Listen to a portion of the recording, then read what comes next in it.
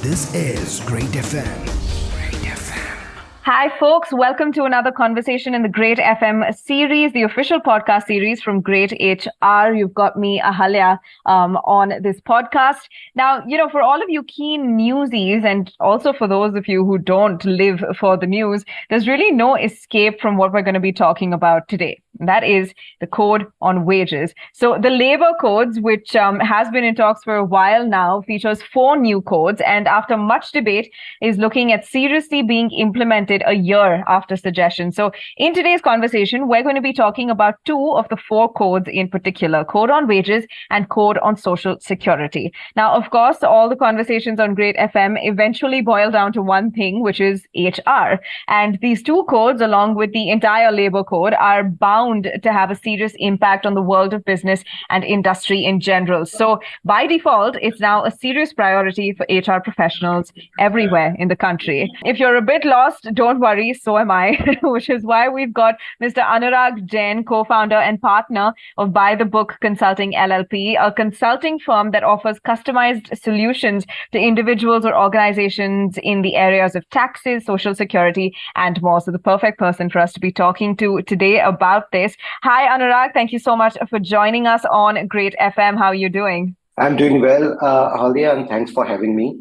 Thank you for being here. We really need your expertise to sort of, take us through what we're dealing with in terms of the labor codes, and more specifically, Code on Wages and Code on Social Security. And, before we go any further, I do want to tell our listeners, this is a very, very in-depth topic, a lot of nuances to it that we really need to understand if we're going to navigate it properly, which is why this conversation is going to be a 2-part conversation. So let's dive into part 1. Anurag, what do you say? Let's go. Perfect. So, to start with, why don't we look at the labor codes from up top, maybe a more macro view? What are some of the key highlights of the new suggested codes, and which ones should be of particular interest to HR professionals in the country, in your opinion? Yeah, very interesting question, Ahalya, because if we are looking at things, and because labor codes is such a wide topic, that the government itself had to subsume the legislation into 4 labor codes. We are talking about the central labor law legislation being consolidated into 4 labor codes, and these are 29 central labor legislation. So if we talk about the key highlights, I would rather bucket the entire labor codes into 6 categories. So to start with, yes, labor codes is primarily a consolidation of 29 existing central labor legislation. So now it has been subsumed into 4 labor codes, which is Code on Wages, Code on Social Security, there's a Code on Industrial Relations, and the Code on Occupancy, Health and Safety. So the basic purpose of this consolidation is because most of these central labor legislation were dating back to the pre-independence era, and most of these legislation are no longer relevant or keeping up with the current times, wherein we have different category of employees. We have startups, we have unorganized sector as well. So in order to cater to these employees and to provide a uniform social security regime to them, to provide or enable the organizations to carry on their business in a very seamless manner, these new labor codes have come into picture. If we talk about the second highlight, of course, beside the consolidation, the second important aspect is around uniformity of definition. Okay. If you look at the current scenario, every legislation has their own definitions, and sometimes these definitions differ from one legislation to another. As a result of which, organizations always have difficulty in interpreting what are these definitions all about, and this again leads to a very time-consuming exercise and sometimes litigation as well. So uniformity in definition is a big second sort of like key features of these labor codes. The third important aspect is on account of use of technology. Likewise, what we are seeing in the income tax legislation, the government is laying a lot of emphasis on use of technology. Even the assessments or the scrutinies are happening using technology tools. So similarly, labor codes also want to emphasize on the use of technology. If rather than having all those physical visits where an organization used to get a visit by the inspectors or by the relevant officer, a lot of focus is on picking up a random e-inspection where an organization would be required to submit their documents on an electronic portal. All the documents will need to be uploaded instead of carrying all those hard copy of documents. Okay.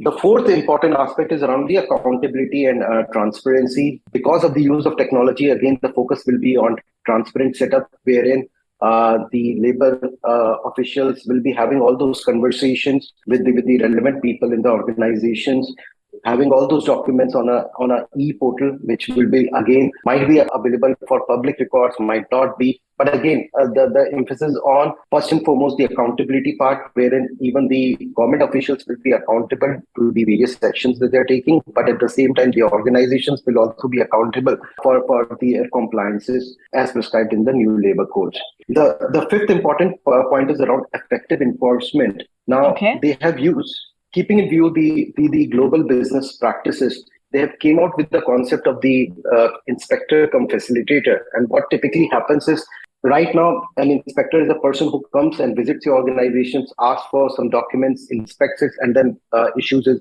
observation report. But now the role will be multidimensional, wherein the inspector can also act as a consultative capacity. So basically what it means, an organization faces certain issues of the compliances around the timelines, around the interpretation of the law. Now they can easily approach the such inspectors. The inspectors can provide them consultation. Sometimes they can provide them some relaxation of the compliance as well. So all in all, it's a very participative process that the government is trying to encourage for the organization. Okay, all right. And last important point is around ease of implementation. So the primary focus of the labor codes is to ensure that organizations can carry on their business in a very seamless manner. And so with the 4 labor codes, it would be much easier for the government officials to implement it, as well as ensure the compliance by the different organizations. Right. Okay. I think you've presented us with quite a few nuances, and I think maybe the first 2 are quite important in terms of understanding its business and industry impact as well. Because one, when it comes to uniformity of definition, I think that's something like you said, there is a lot of diversity usually in the way these things are approached. So I'm sure maybe these labor codes are going to play an important role in that. Right. And in fact, what would be interesting for the HR professionals would be in terms of understanding what will be the financial or the non-financial impact on account of these uniformity of definitions. Okay, all right. And, actually speaking of, so now you've given us an up-top view of the entire labor code, but like I said in the beginning, we are focusing on the code on wages and the code on social security today. So why don't you take us through the key highlights of those new proposed codes as well? Absolutely. So we can start with the code on wages. And if we talk about code on wages, some of the key highlights of a code on wages are that, first and foremost, a concept of national floor wages has been introduced. And this is primarily done to reduce or remove regional disparity in minimum wages. Now, a national floor wages will be applicable, and the states will have the power to basically prescribe their own set of minimum wages, which cannot at any point of time be lower than the national floor wages. Again, this is all done keeping in view what are the best practices being done across different geographies as well. Okay. The second important highlight is around the determination of the minimum wages. Right now, the minimum wages is basically prescribed based on employment times. In fact, under the present legislation, there are more than 1,000 minimum wages which has been prescribed by the both the central government as well as the state government. Now, the focus of the minimum wages will be basically based on the skill sets of that relevant person. It can be high skilled person, low skilled, medium skilled, unskilled. So there will be different segregation of the skill sets. It will depend on the geography or the region. So it can be metro cities, non-metro cities. It can be towns which are located in backward region. And it will also be dependent on the hardiness of the work. So let's suppose there is a person who is working underground, who is working in a mine. So their minimum wages will be something a tad bit different as compared to a normal person who is working for a normal job. Another important aspect is each of these minimum wages will be reviewed in every 5 years to take into account the inflation aspect as well. Third important thing is the payment of wages provision is applicable to all employees. So right now, under the present legislation, the payment of wages was applicable to people who were earning wages of around 24,000. Now that limit has completely been removed. payment of wages provisions will be applicable to all the employees. This is to ensure that the organizations does a timely payment of wages, that whatever deductions they are doing from the wages or the timely settlement of wages, all is being done or aligned with the new legislation. Okay, so just to be clear before we move ahead, with the code on wages, there are now standardized classifications in terms of defining what the wages for someone is going to be, depending on their skill sets, their geographies, etc. So every legislation has to now comply to the standard set of classifications, right? Absolutely, absolutely. And Okay. another important piece is around there will be a uniform definition of wages. What it means is, as I was telling you earlier, that under the present legislation, the wages is something which is a very contentious topic because each legislation prescribes a different definition of wages. And why wages becomes important is because if a company is paying any retirement benefits, if the company is providing any benefits, normally the base factor is around the definition of the wages only. And that's why we are seeing that in the past as well as the present scenario, companies grapple with this entire interpretation of the definition of wages. As a result of which there are different interpretation, there are different judicial rulings, and so the increased exposure on account of the litigation increases for the organization. With a uniform definition of wages, this entire anomaly, or I would rather say this entire litigious topic might come into end. Interesting. This is Great FM. Great FM. But, actually, Anurag, that's something that I wanted to talk about because while there are, like you said, some pros to this entire thing being implemented, it has taken a year for it to be, one, taken seriously, and two, for it to actually come into, action as soon as possible. There was quite a bit of backlash, and everyone did say that, once the opinions come in, there will be scope for change still. But what, according to you, are the pros and cons of each of these codes? See, whenever a new legislation comes, there's bound to be debates, there's bound to be different viewpoints. Right. So I would say rather than coming out with the pros and cons, there are certain gray areas which the government should address and clarify. Okay. What I would say, if we talk about some of the important areas which we are seeing that various industries bodies are basically representing before the government, various companies or various industries are also telling the government that they need to take this into account or provide some sort of like clarity around it. Correct. What I can think about right now are 5 main points, which are sort of like gray areas for which personally, for me being a consultant, these are the areas for which government should provide some level of clarity or some sort of like by way of some sort of FAQs as well. So to start with, the first and the foremost thing that comes to my mind is what will be the treatment of something as simple as variable bonus, or sometimes companies make one-time payments like notice pay, or sometimes they give a loyalty bonus. So what should be the treatment of a variable bonus if we are talking about the definition of the term like wages? Now, Right. Presently, based on the literal interpretation of the definition of the wages, it appears that this component per se should form part of wages. However, because variable bonus at the start of a particular fiscal year, normally organizations don't know what will be the bonus that they were going to be paying to their employees, because all depends upon how the organization has performed, how the respective employee has performed. And that's why we call it as a variable bonus. If at the start of the year, organization is not at all clear about what will be the variable bonus, how will they factor this particular component into the wages, which will form the basis of your contributions like a provident fund, or overtime pay, or gratuity, or leave encashment. Right. So this is Okay. one important component for which various suggestions and recommendations have gone from different trade and industry forums. And it remains to be seen whether the government is going to make any changes in the definition of wages, or they're going to bring some sort of like rationalization around this entire definition. Second important aspect is, if we look closely at the definition of wages, they have said that a portion of components which is being paid on a non-monetary basis, like any benefit or perquisite which is being provided to the employees, a portion of that will also form part of wages. Now, if we talk about non-monetary benefits, how will companies value those non-benefits or sort of like non-monetary benefits for the employees? Right now, if we look at income tax legislation, there is a specific rules which lays down the valuation mechanism for such non-monetary perks. But under the new labor codes, as of now, those valuation criteria has not been defined. So it remains to be seen whether the government is going to come out with some sort of like valuation criteria for these particular components. I can give you a very simple example of, like, we know there are companies which issues employee stock options for their employees. Now, wherever company allot such options and wherever there is exercise of such options by the employees, Right. normally there is a tax impact, and then there are specified valuation criteria under the income tax legislation for valuation of such benefits. Now, how the valuation mechanism will work in the labor code regime is something that remains to be seen. So this was one very close example that we can talk about the perquisite valuation rules.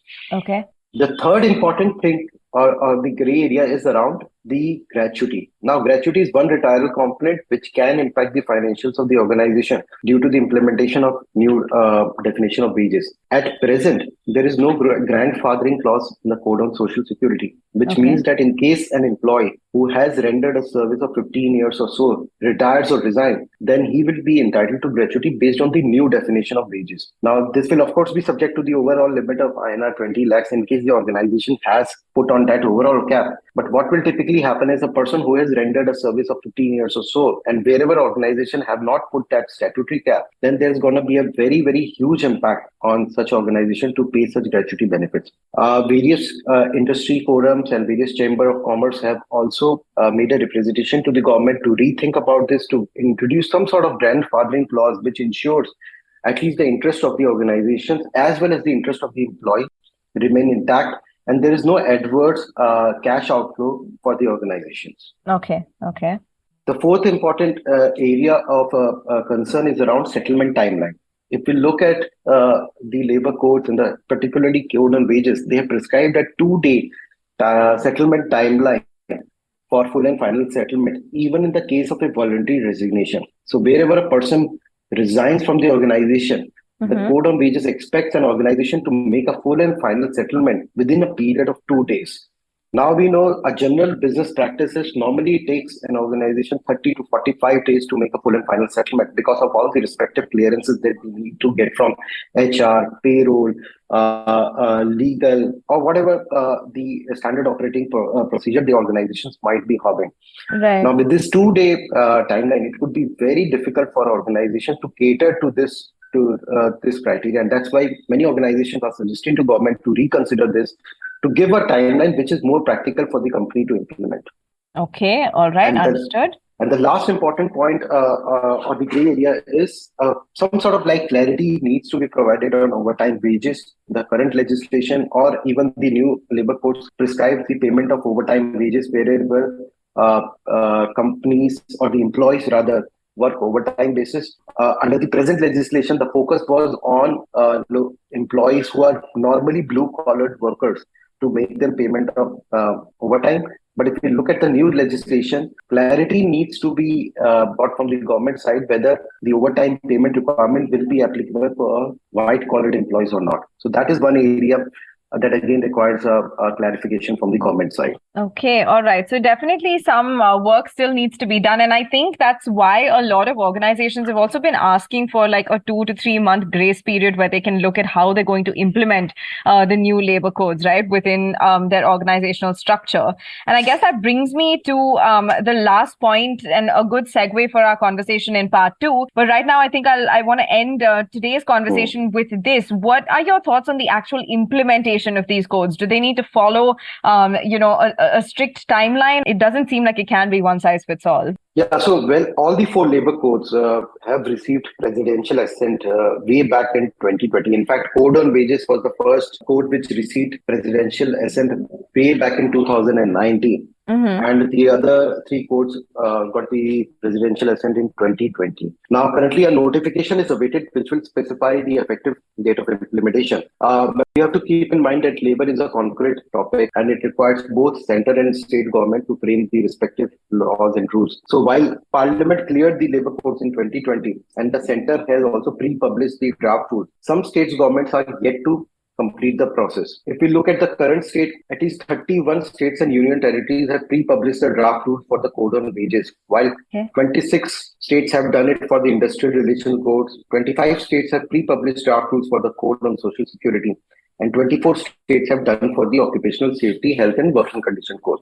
If you look at the recent media reports, it appears that there might be a staggered implementation of labor codes with an initial rollout of two codes, which should be or which could be code on wages and code on social security. Okay. It remains to be seen how the government will follow on this approach. And so what organization and what everybody is keenly awaiting is what will be the effective date, which will be announced by the government. It may be this fiscal year or it might be shifted to the next fiscal year. Okay. All right. That's a lot of interesting information for us to ponder on. And of course, like I said, this is going to be a two-part conversation because while today we've got an overview of the labor code and the 4 different codes that come within that, and, to understand better what exactly these codes entail, we definitely do need to see at the end of the day how HR professionals have to now gear themselves or reorient themselves towards the proper and effective implementation of these codes. So that's going to be the chunk of our conversation in part 2. Anurag, thank you so much for being here. And of course, we'll continue in just a bit. Everyone stay tuned. Make sure to check out part 2 and we'll be back soon. This is Great FM.